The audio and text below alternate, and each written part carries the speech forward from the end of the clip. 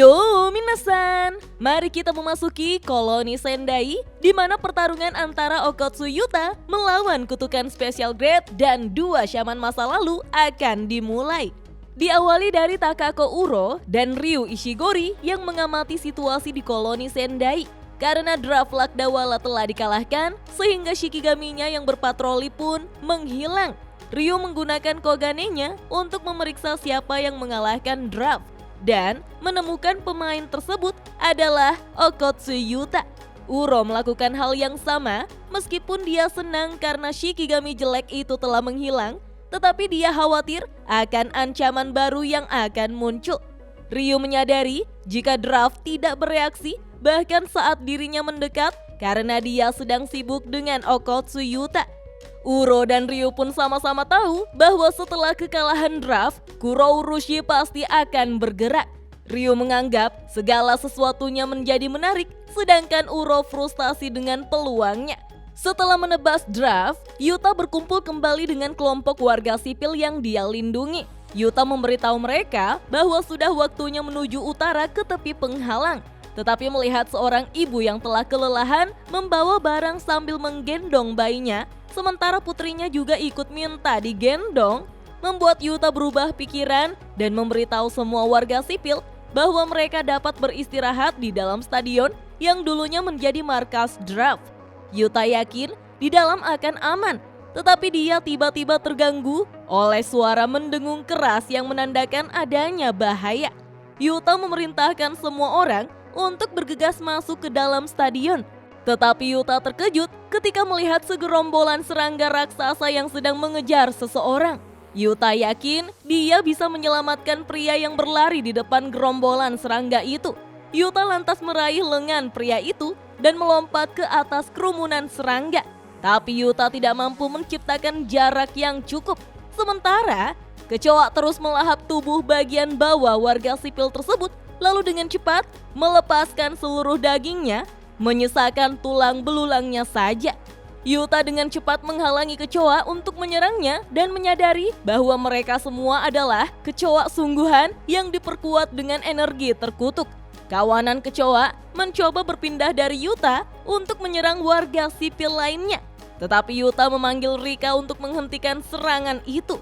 Rika dengan cepat menghancurkan jembatan dengan satu pukulan saja dan meruntuhkan struktur di atas gerombolan itu, sehingga memaksanya kembali ke arah Yuta.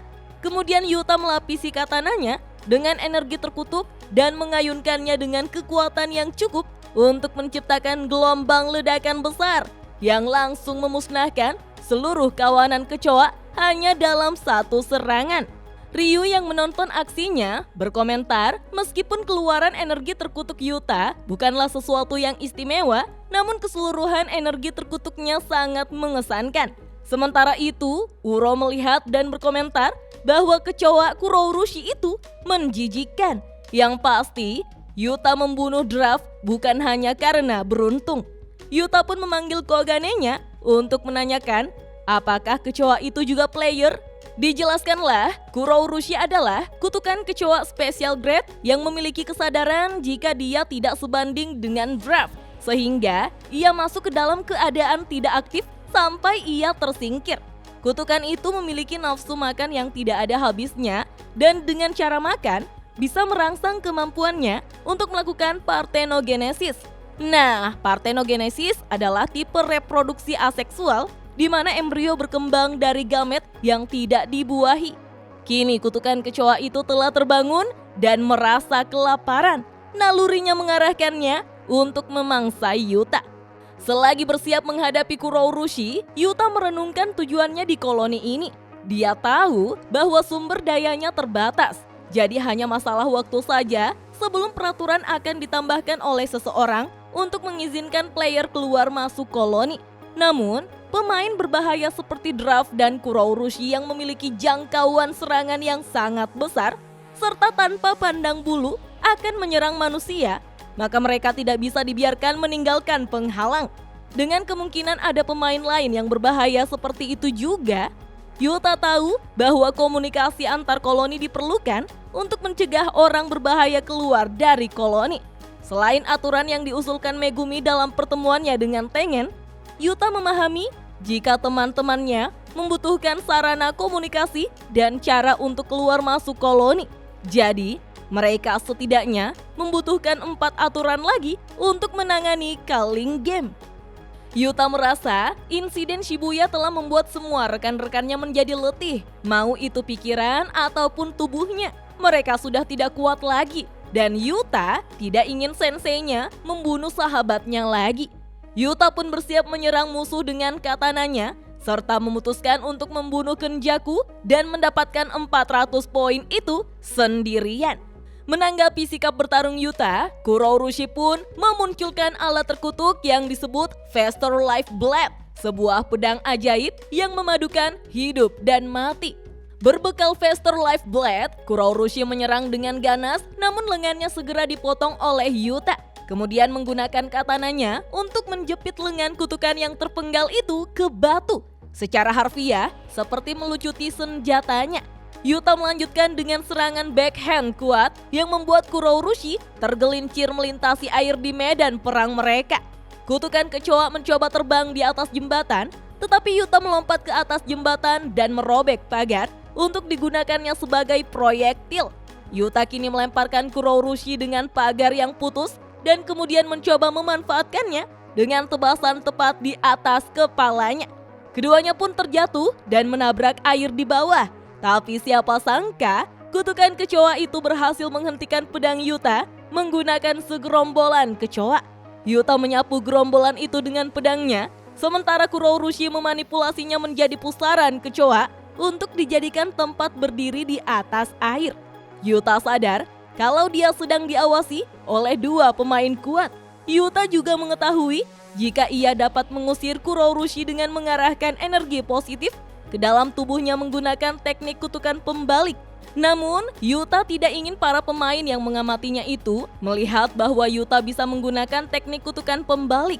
Selain itu, Yuta tidak bisa memanggil Rika karena dia sedang melindungi semua orang di stadion.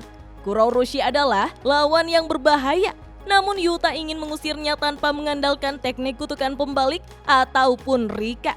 Kurourushi berbicara dan bertanya pada Yuta, mengapa Yuta menghalanginya makan serta membunuh kawanannya?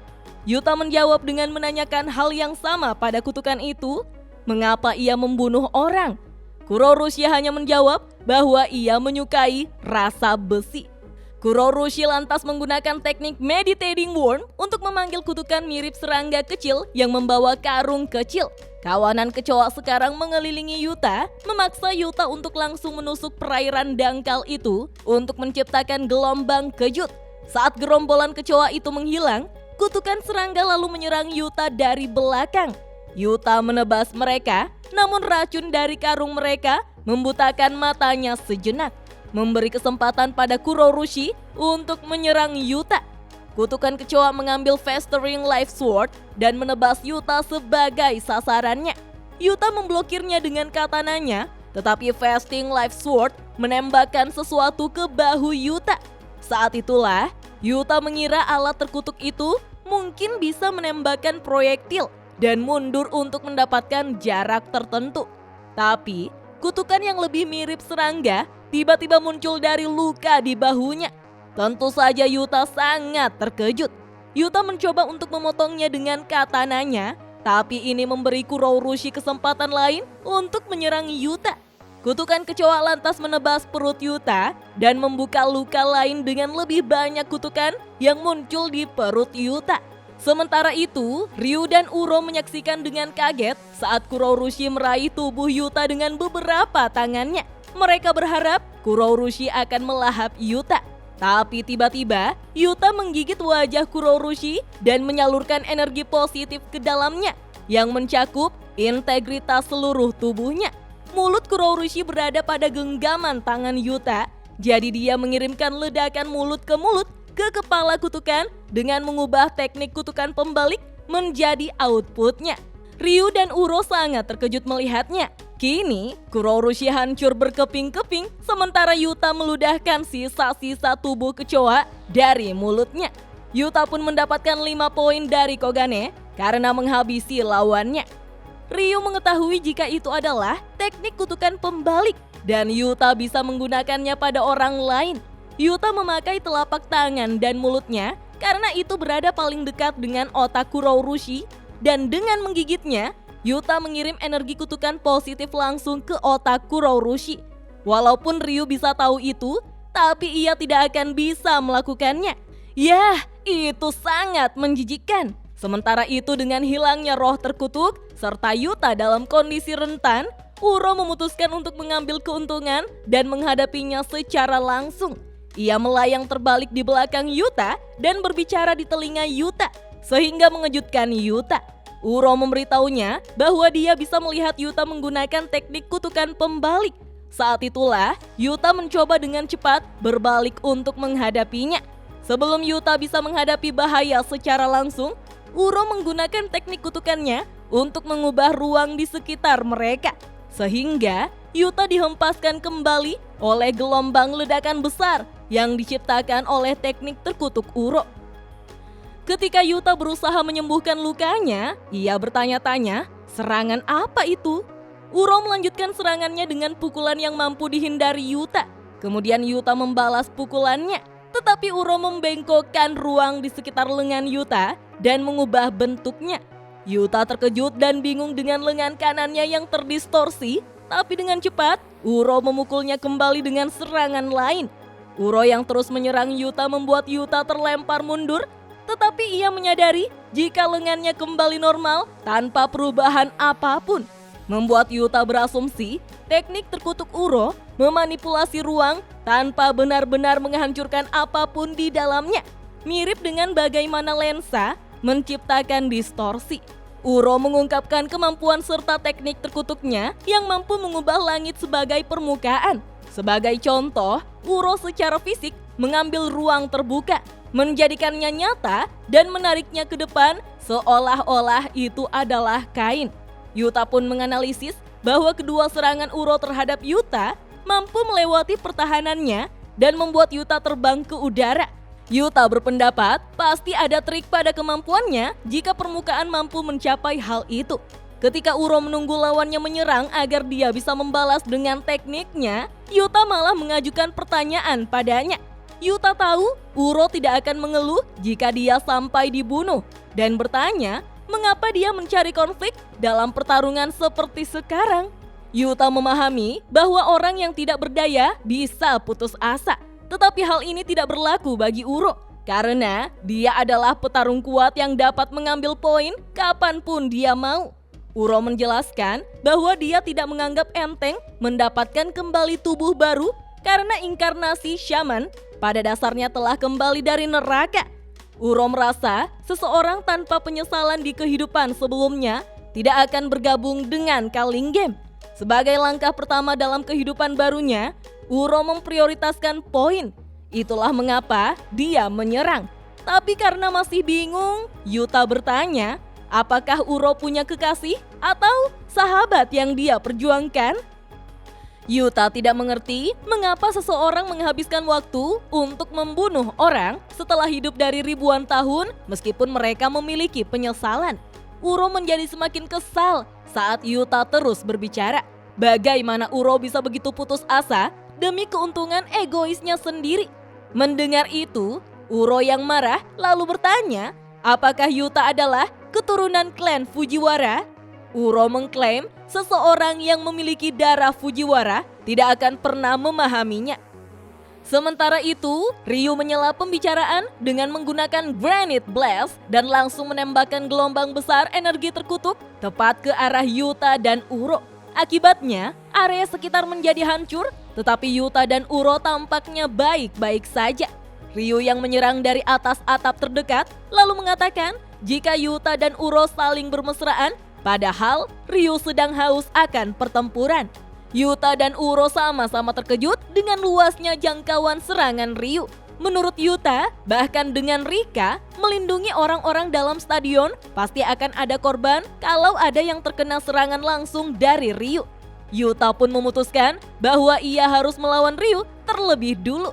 Sementara itu, Uro memutuskan bahwa tidak ada alasan bagi mereka untuk melepaskan Ryu. Karena kebuntuan koloni telah terpecahkan, Yuta dan Uro secara bersamaan memutuskan bahwa sudah waktunya untuk mengalahkan Ryu. Yuta berlari lurus ke arah Ryu, membuat Ryu bergairah karena itu adalah tindakan yang bagus. Ryu pun menyerang dengan tembakan pancaran energi terkutuk. Yuta nyaris mampu menghindari serangan awal menggunakan kelincahannya dengan terus berlari dan melompati tiang besi. Namun gelombang serangan kedua tampaknya membuat Yuta lengah. Ryu beranggapan jika serangannya itu tepat mengenai sasarannya dan bertanya-tanya apakah Yuta akan mengecewakannya. Namun asapnya hilang dan Ryu menyadari bahwa Yuta telah pergi. Tiba-tiba, Yuta berhasil mencapai atap untuk menghadapi Ryu secara langsung. Akhirnya, Ryu mengetahui jika Yuta menggunakan lubang yang dibuat Rika di jembatan untuk menghindari balok dan menghilang dari pandangan. Setelah berhasil menutup jarak di antara mereka, Yuta langsung menyerang Ryu menggunakan pertarungan fisik. Yuta meminta Ryu untuk bertarung lebih dekat, sementara Ryu berhasil memblokir serangan Yuta. Ryu pun tersenyum dan bertanya, apakah bertarung dari dekat akan memuaskan rasa laparnya? Nah minasan, pertarungan sengit antar dua syaman masa lalu melawan Yuta telah dimulai. Kita lanjut ke video berikutnya ya. Dah.